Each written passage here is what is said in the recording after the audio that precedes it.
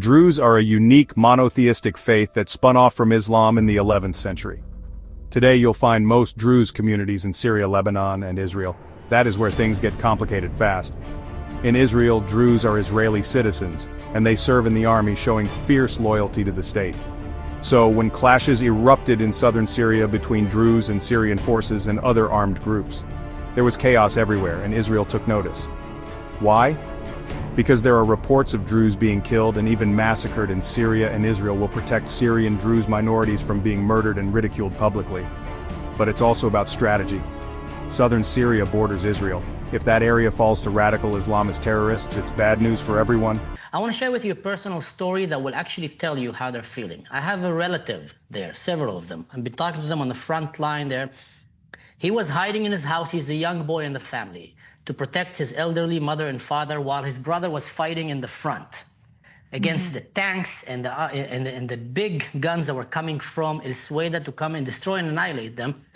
He was telling me that the jihadists are outside of his door right now, and he's fearing for his life. And I've lost contact with him for 3 days.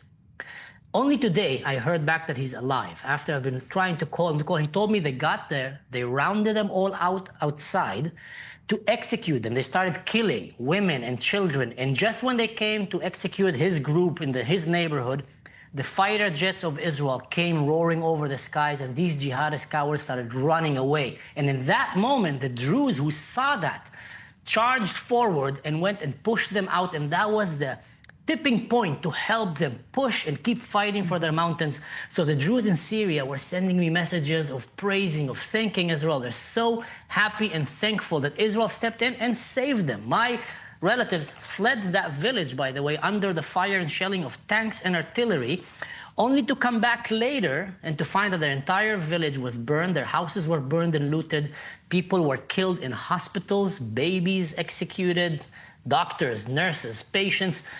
The government there came to do a genocide on them, and the Druze know that, and the Druze know that the only one that stood to defend them in the Middle East and in the world were Israel.